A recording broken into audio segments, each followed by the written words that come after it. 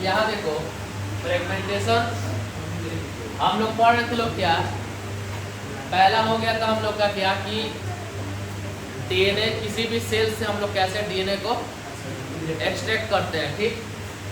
तो ये देखो ये सारा प्रोसेस हो गया था, सेल को कैसे सेल से डीएनए को एक्सट्रैक्ट करते हैं। उसके बाद क्या करेंगे, जब डीएनए मिल गया तो उसको अलग अलग रेस्ट्रिक्शन एंजाइम से कट करेंगे। तो कट करेंगे इसलिए रेस्ट्रिक्शन एंजाइम को क्या बोलता है, मॉलिक्यूलर सीजर बोलता है, क्योंकि वो क्या करता है डीएनए को कट करता है, ठीक। और कहाँ ये प्रेजेंट होता है रेस्ट्रिक्शन एंजाइम, बैक्टीरिया में प्रेजेंट होता है। रेस्ट्रिक्शन एंजाइम हम लोग जो डीएनए को कट करता है रेस्ट्रिक्शन एंजाइम, वो हम लोग खुद से नहीं बनाते हैं, वो जनरली बैक्टीरिया में मिलता है। कहाँ मिलता है, बैक्टीरिया के अंदर वो मिलता है रेस्ट्रिक्शन एंजाइम, जो कि बैक्टीरिया के अंदर क्या करता है, वो उसके अंदर डिफेंस मैकेनिज्म का काम कराता है। हमारे बॉडी में डिफेंस मैकेनिज्म का काम कौन करता है, WBC। कौन करता है, WBC। जो हमारे बॉडी के WBC कहाँ है हमारे बॉडी में, बताओ तो WBC हमारे बॉडी में कहाँ है। 12 क्लास के बच्चों का ये हाल है, WBC नहीं पता है कहाँ है, तो कौन बताएगा, ब्लड में होता है WBC, ठीक। छोटे बच्चे का सवाल है, अगर आप लोग ही गलत कीजिएगा तो चुल्लू भर पानी में मरने वाला सवाल बात हो जाएगा। तो WBC क्या है हमारा, WBC हमारे ब्लड में एक कंपोनेंट है जो कि हमारे बॉडी में डिफेंस मैकेनिज्म में काम करता है। मतलब हमारे बॉडी को एंटीबॉडी भी देता है, हमारे बॉडी को इम्यूनिटी भी देता है, हमारे बॉडी को बाहर के फॉरेन बैक्टीरिया वायरस से लड़ता है, बचाता है, ठीक। WBC हमारे बॉडी का डिफेंस मैकेनिज्म। WBC का बहुत सारा टाइप है जो कि तुम लोग पढ़ते होगे, लिम्फोसाइट्स, मोनोसाइट्स, न्यूट्रोफिल्स, बेसोफिल्स, स्नोफिल्स, ये सब WBC का टाइप है, ठीक ना। छोड़ो WBC तो पढ़ाने नहीं है। तो जैसे WBC हमारे बॉडी में डिफेंस मैकेनिज्म का काम करता है, वैसे ये रेस्ट्रिक्शन एंजाइम जो हमारा बैक्टीरिया में मिलता है वो उसके अंदर डिफेंस मैकेनिज्म का काम करता है, ठीक। और उसके अंदर जो भी रेस्ट्रिक्शन लाना है, जो भी बाहर से कोई चीज़ से उसको बचाना है, या कोई उसके अंदर कोई रेस्ट्रिक्शन लाना है, कोई चीज़ कट करना है, कोई सामान करना है, वो ये आराम से एंजाइम करवाता है उसको, ठीक, क्लियर। तो बैक्टीरिया से ये मिलता है, क्यों बैक्टीरिया में होता है वो चीज़ क्लियर हो गया, ठीक। इसके बारे में ज़्यादा दिमाग नहीं लगाना है। अब रेस्ट्रिक्शन एंजाइम जो होता है वो एक एंजाइम के क्लास का होता है, जिसको कौन से एंजाइम से मिलता है, ये न्यूक्लियस। कहाँ से, न्यूक्लियस, ठीक। दो तरह का रेस्ट्रिक्शन एंजाइम मिलता है, एक एक्सोन्यूक्लियस और एक एंडोन्यूक्लियस। जो एक्सोन्यूक्लियस है वो डीएनए के एंड से डीएनए को कट करता है। कहाँ से कट करता है, डीएनए के एंड से डीएनए को कट करता है। और जो एंडोन्यूक्लियस है वो डीएनए के किसी भी पार्ट से, स्पेसिफिक पार्ट से उसको कट कर देगा। मतलब अगर डीएनए का ये टुकड़ा है तो जो एक्सोन्यूक्लियस होगा वो यहाँ पे कट करेगा और यहाँ पे कट करेगा, दोनों के एंड पे कट करेगा। और जो एंडोन्यूक्लियस है वो एक यहाँ कट कर सकता है और एक यहाँ कट कर सकता है, मतलब वो कहीं भी स्पेसिफिक जगह कट कर देगा। लेकिन एक्सो जो होगा वो हमेशा दोनों के एंड पे ही कट करेगा, डीएनए के दोनों फ्रेगमेंट, ये दोनों अलग अलग होंगे। समझ में आ गया, ठीक। अब क्या है, कम से कम 900 से ज़्यादा रेस्ट्रिक्शन एंजाइम हम लोग को अभी तक मिल चुका है। कितना, 900 से ज़्यादा रेस्ट्रिक्शन एंजाइम हम लोग को मिल गया है, जो भी 230 स्ट्रेन ऑफ बैक्टीरिया से हम लोग को मिला। मतलब 230 जो बैक्टीरिया का स्ट्रेन है, जो बैक्टीरिया का पार्ट है, उससे हम लोग कम से कम 900 से ज़्यादा रेस्ट्रिक्शन एंजाइम्स मिल गया है, जो कि डीएनए को अलग अलग पोर्शन से कट करता है। हर एक रेस्ट्रिक्शन एंजाइम डीएनए का एक स्पेसिफिक जगह से कट करता है। डीएनए है ना 2.2 मीटर का, तो पूरा बेस पेयर से लेस है, ठीक। तो वो जो पूरा बेस पेयर डीएनए में है, तो हर एक रेस्ट्रिक्शन एंजाइम अपना अलग एक बेस पेयर को कट करता है डीएनए को। हो सकता है ये डीएनए का फ्रेगमेंट है, तो कोई रेस्ट्रिक्शन एंजाइम डीएनए को यहाँ से कट करेगा, तो हो सकता है कोई यहाँ से कट करेगा। तो जो यहाँ से रेस्ट्रिक्शन एंजाइम कट करेगा, मान लो ये ए रेस्ट्रिक्शन एंजाइम है, ये बी रेस्ट्रिक्शन एंजाइम है, तो बी वाला यहीं कट करेगा, यहाँ कट नहीं करेगा डीएनए को, ठीक। और जो ए वाला है वो यहाँ नहीं कट करेगा, सिर्फ यहीं कट करेगा, जैसे हम लोग के पास अगर कैंची हो तो कैंची से तो हम लोग कुछ भी काट सकते हैं, तो यहाँ ऐसा वैसा नहीं है, सीजर है लेकिन इसको जहाँ कट करना है वहीं कट करेगा। ये जो ए वाला रेस्ट्रिक्शन एंजाइम है, यहाँ डीएनए का एक स्पेशल सीक्वेंस होगा, वो वहीं पे कट करेगा, ये डीएनए का सीक्वेंस यहाँ नहीं होगा। बी वाले का जो सीक्वेंस होगा यहाँ है तो यहीं कट करेगा, यहाँ कट नहीं करेगा। तो हर एक रेस्ट्रिक्शन एंजाइम का अलग अलग स्पेसिफिक सीक्वेंस होता है, वो अपने सीक्वेंस को पहचानता है और वहाँ से डीएनए को कट करता है। अब साइंटिस्ट को यहाँ देखना है कि हमको कौन सा रेस्ट्रिक्शन एंजाइम यूज करना है और किसका डीएनए को कट करवाना है और कहाँ से कट करवाना है। अब 2.2 मीटर का डीएनए, उसमें हमको कहीं और का डीएनए, उसमें से हम लोग को मान लो इतना बड़ा डीएनए है, हमको अब ये वाला डीएनए, ये वाला पोर्शन चाहिए, तो इसको कट करके निकालना पड़ेगा। तो हम कौन सा रेस्ट्रिक्शन एंजाइम यूज करेंगे? बी वाला यूज करेंगे, ठीक। ए वाला तो यूज नहीं ना करेंगे, ए वाला तो यहाँ से कटेगा, तो इतना बेकार में लेके क्या करेंगे, ठीक। तो वही चीज़ है। तो साइंटिस्ट यहाँ देखता है कि हमको कौन सा डीएनए का कौन सा जीन निकालना है और वहाँ पे कौन सा रेस्ट्रिक्शन एंजाइम जाके वहाँ को कट करेगा, जिससे हम लोग को एक्चुअल हम लोग को मिल जाए जीन जिसकी हमको ज़रूरत है, ठीक। अब क्या है कि रेस्ट्रिक्शन एंजाइम जो 900 से ज़्यादा मिला, सबका एक नाम रखा गया, सबका नाम रखा गया है। अब सबका नाम का कुछ बेसिस है, उसका नेम रखने का कुछ बेसिस है। जो फर्स्ट लेटर होता है, अब देखो इको R1, जो ये इको R1 है, ये एक तरह का रेस्ट्रिक्शन एंजाइम है, एक तरह का रेस्ट्रिक्शन एंजाइम है। वैसे ही होता है हिंद सेकेंड, वो भी एक तरह का रेस्ट्रिक्शन एंजाइम है, ये भी एक तरह का रेस्ट्रिक्शन एंजाइम है। इको R2, ये भी एक तरह का क्या है, रेस्ट्रिक्शन एंजाइम। अब क्यों इसका नाम ऐसे पड़ा है, तो कैसे पड़ा, जो फर्स्ट लेटर होता है रेस्ट्रिक्शन एंजाइम का, उसको वो उसका क्या दिखाता है, जीनस दिखाता है। तुम लोग जब टेक्सोनोमिक कैटेगरी पढ़ते हैं तो होता है ना, किंगडम होता है, सॉरी हाँ ऐसे ही होता है, हाँ किंगडम होता है, क्लास होता है, फाइलम होता है, ऑर्डर होता है, फैमिली होता है, ऐसे चलता है ना, ठीक। सबका ग्रुपिंग बढ़ते जाता है। अब मान लो कि ये कैट हो गया, टाइगर हो गया, इस सब ये दोनों जो इन दोनों का फैमिली क्या है, सेम है। कैट हो गया, टाइगर हो गया, दोनों का फैमिली क्या है, सेम है, लेकिन दोनों स्पेसीज अलग अलग, ठीक। तो अगर फैमिली देखें तो दोनों सेम फैमिली में आएगा, लेकिन अगर स्पेसीज देखें तो दोनों अलग अलग आएगा, ठीक। क्लियर होगा। घर में भी अगर दादा के नेम से अगर कोई कार्ड आ रहा है या दादा का नाम अगर लग रहा है, तो उसमें सारे, अगर दादा के 2 बच्चे हैं तो दोनों बच्चे हो, ठीक। लेकिन अगर सिंगल एक, मान लो तुम्हारा अगर बात किया जाए तो तुम्हारे पापा का नाम लेकर करना पड़ेगा, तो सेम यहाँ पर है। फैमिली बोले तो दादा का पूरा फैमिली, और अगर स्पेसिस लेके चले तो सिर्फ तुम्हारे पापा का फैमिली, अलग अलग, ठीक। सेम चीज़ यहाँ पर है। तो फर्स्ट जो लेटर है वो किसको डिनोट करता है, जीनस को डिनोट करता है। जैसे फैमिली है, स्पेसिस है, वैसे ही जीनस भी होता है। बहुत सारे एनिमल के ग्रुप जो एक तरह के दिखते हैं उसको जीनस के अंदर रखते हैं। तो फर्स्ट लेटर जो है वो उसके जीनस को दिखाता है, नेक्स्ट 2 लेटर उसके स्पेसिस को दिखाता है, जहाँ से हम लोग को एंजाइम मिल रहा है। मतलब कि अब स्पेसिस को दिखाना मतलब किस स्पेसिस से एंजाइम मिल रहा है। अब फैमिली का बात किए तो टाइगर भी आ गया, कैट भी आ गया, ठीक। अब किससे एंजाइम निकाल रहे हैं, तो स्पेसिस में अब आएंगे, तो कैट से एंजाइम निकाल रहे हैं। तो ये एनिमल का है, ये एनिमल तो ये बैक्टीरिया का बात हो रहा है। और रोमन नंबर दिखाता है कि order in which enzyme are isolated, मतलब एंजाइम उसमें से किस ऑर्डर से आइसोलेटेड हुआ है, किस ऑर्डर से एंजाइम उसमें से निकला है। तो इसका देखो अगर नाम देखेंगे तो क्या होगा, इको R1, ये एक तरह का रेस्ट्रिक्शन एंजाइम है, ठीक। ई डिनोट फॉर जीनस, जीनस क्या है, इश्रिचिया, क्या है, इश्रिचिया जीनस है। अब इस इश्रिचिया जो जीनस है बैक्टीरिया का, इसके अंदर बहुत तरह का बैक्टीरिया आ जाए, ठीक। अब सेकंड क्या है, CO donate for coli, which is, ये क्या है, एक तरह का स्पेसिस है बैक्टीरिया का। तो इश्रिचिया कोलाई, ठीक, E coli, Escherichia coli.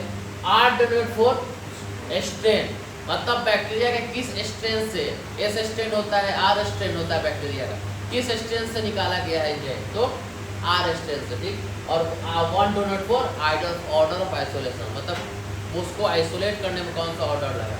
Clear हो गया। इस हिसाब से इसका नाम क्या रखा गया, इको R1। समझ में आ गया। तो अगर क्वेश्चन में भी पूछ दे और कहे इसमें से कौन सा स्पेसीज है, तो आराम से बता देंगे CO donate for species which is called coli। ठीक, तो कोई पूछे इसके अंदर का क्या बात है, ये इको R1 क्या है, तो ऐसे उसको बता देंगे कि जो फर्स्ट लेटर है जीनस को डिनोट करता है, सेकेंड का 2 लेटर, नेक्स्ट 2 लेटर्स स्पेसीज को डिनोट करता है, और बाकी जो बीच का जो बचा उसके बाद वो उसके स्ट्रेन को डिनोट करता है, जो उधर बचा उसके रोमन नंबर जो उसके आइसोलेटेड के ऑर्डर को डिनोट करता है। एक और देख लो, अब देखो यहाँ पे इसका फुल नेम देखेंगे तो क्या होगा, ई कोलाई RY13, लेकिन इसको लिखते हैं इको R1। सेकेंड अगर देखो ये क्या है, हिंद सेकेंड, इसको कैसे लिया, हेमोफिलस इन्फ्लुएंजा और R स्ट्रेन। ठीक, इसको कैसे लिया, जीनस का फर्स्ट लेटर, स्पेसीज का दोनों लेटर IN, और यहाँ पे हमारा इसका जो है RD लेता है तो इसका D ले लेता है, और सेकेंड स्ट्रेन से ये बनता है, तो इसका नाम क्या हो जाता है, हिंद सेकेंड हो जाता है। ये भी एक तरह का रेस्ट्रिक्शन एंजाइम है। वैसे ही देखो इको R सेकेंड, ये भी क्या है, ये भी एक तरह का रेस्ट्रिक्शन एंजाइम है। तो रेस्ट्रिक्शन एंजाइम का कैसे नेमिंग हुआ समझ में आ गया। अगर एग्जाम में नेमिंग बताइए कैसे होगा, तो साफ 2 नंबर का क्वेश्चन आएगा, तो उसमें साफ लिख देना है, फर्स्ट लेटर जीनस को दिखाता है, सेकेंड 2 लेटर स्पेसीज को दिखाता है, नेक्स्ट वाला जो है वो स्ट्रेन को दिखाता है, और उसके नेक्स्ट वाला ऑर्डर को दिखाता है। हाँ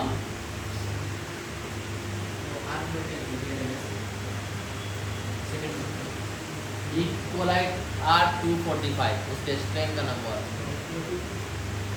ठीक है, तो अगर एग्जाम में पूछता है कि नेमिंग ऑफ रेस्ट्रिक्शन जब बताइए, तो बस इतना लिख के आ जाएंगे, उससे ज़्यादा आपके लेवल का नहीं। ठीक, बात करो इसका, बस आप लोग को एग्जाम्पल पढ़ना है। हाँ, अब दूसरा सवाल ये आता है कि ये रेस्ट्रिक्शन एंजाइम कैसे DNA को कट करता है। क्या है रेस्ट्रिक्शन एंजाइम जान गए, इसका नाम कैसे रखते हैं वो भी जान गए, अब है कि वो कैसे DNA को कट करता है। ठीक, तो each restriction enzyme inspecting palindromic sequence which is 4 to 8 long nucleotide, मतलब हर एक रेस्ट्रिक्शन एंजाइम अपना एक पैलिंड्रोमिक सीक्वेंस पूरे DNA में तलाश करता है, उसका सीक्वेंस जहाँ मिलेगा वहीं पे जाएगा, लगेगा और वहीं पे कट कर लगा देगा।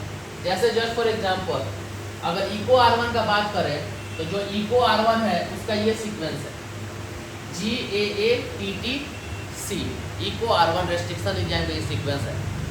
अब इसको जैसे ही ये रेस्ट्रिक्शन एंजाइम तुम लिक्विड में डाले, उसमें DNA है, वो पूरे DNA को पढ़ना शुरू करेगा और अपना पैलिंड्रोमिक सीक्वेंस खोजेगा। जहाँ उसको ये अपना सीक्वेंस मिल गया इको R1 को, जाएगा उसको कट लगा देगा। समझ में आ गया? तो वही यहाँ बोल रहा है कि जो भी रेस्ट्रिक्शन एंजाइम है वो अपना इंस्पेक्ट करता है पैलिंड्रोमिक सीक्वेंस, जैसे मिलता है, और पैलिंड्रोमिक सीक्वेंस 4 से 8 लॉन्ग न्यूक्लियोटाइड का बना हुआ रहता है। जैसे ही खोजेगा वहाँ जाएगा, कट लगा देगा। सबका अलग अलग पैलिंड्रोमिक सीक्वेंस है। ठीक, समझ में आ गया ये चीज़? ये डीएनए के बारे में थोड़ा सा है। डीएनए जो होता है वो डबल हेलिकल स्ट्रक्चर होता है। ठीक, एक तरफ 5 प्राइम, दूसरी तरफ 3 प्राइम, नेक्स्ट उसका जस्ट अपोजिट चलता है। ठीक, इसके बीच में क्या होता है, नाइट्रोजनस बेस होता है, ATCG रहता है जनरली। उसके बीच में क्या होता है, हाइड्रोजन बॉन्ड होता है। हाइड्रोजन बॉन्ड, 2 बेस के बीच में हाइड्रोजन बॉन्ड होता है। ये जो हमारा वो क्या है, नाइट्रोजनस बेस, और ये दो हमारा न्यूक्लियोटाइड किससे अटैच रहता है, फॉस्फोडाइस्टर बॉन्ड से अटैच रहता है। और ये वाला बॉन्ड हम बताया था ना किसका होता है, नाइट्रोजनस बेस, शुगर और फॉस्फेट का बॉन्ड होता है। तब आके और इस पूरे को क्या बोलते हैं, न्यूक्लियोटाइड बोलते हैं। एग्जाम में क्वेश्चन आया था, इसमें भी गड़बड़ हुआ है। न्यूक्लियोसाइड को न्यूक्लियोटाइड दिखा दियो, सब न्यूक्लियोटाइड को न्यूक्लियोसाइड दिखा दियो। न्यूक्लियोटाइड का मतलब साफ साफ होता है तीनों रहे, और न्यूक्लियोसाइड में ये दोनों रहे, तो तुम लोग उल्टा कर दिया है। ठीक, तो इस सब का थोड़ा सा ख्याल रखूंगा तुम लोग। हाँ, अब आया रेस्ट्रिक्शन एंजाइम जो 2 तरह का मिलता है, एक एंडोन्यूक्लियस और एक एक्सोन्यूक्लियस। दोनों का कटिंग देख लो। जो एंडोन्यूक्लियस है वो क्या करता है, रिमूव न्यूक्लियोटाइड फ्रॉम सेंटर। वो सेंटर से न्यूक्लियोटाइड को रिमूव कर देगा, डीएनए को कट करके रिमूव कर देगा। लेकिन जो एक्सोन्यूक्लियस है वो कहाँ से रिमूव करेगा, एंड के, मतलब दोनों के एंड से रिमूव करता है। ठीक है, ये चीज़ क्लियर हो गई। अब एंडोन्यूक्लियस के बारे में देख लो। अब देखो एंडोन्यूक्लियस कट कर रहा है। एंडोन्यूक्लियस दो तरह का कट लगा सकता है, एक ब्लंट और एक स्टिकी कट। मान लो हिंद सेकेंड एक तरह का रेस्ट्रिक्शन इंजाइम, उसको जब लिक्विड में डालेंगे तो वो अपना सीक्वेंस पहचानता है, ऐसे पहचानेगा अपना सीक्वेंस और इसको ब्लंट कट करेगा, यहाँ पे कट लगाता है। तो देखो कट करके अलग अलग लगा दिया, अलग अलग कर दिया, ब्लंट कट है। ब्लंट मतलब समझते हो ना, मतलब एकदम सीधा, ठीक। ये हो गया ब्लंट कट, एकदम सीधा। ऐसे हो गया, ये ब्लंट नहीं है, शार्प हो गया, ठीक। तो ये एकदम ब्लंट कट किया है, ठीक, एकदम सीधा कट किया है, कोई वो नहीं है। तो इधर इधर आ जाओ दूसरे तरफ।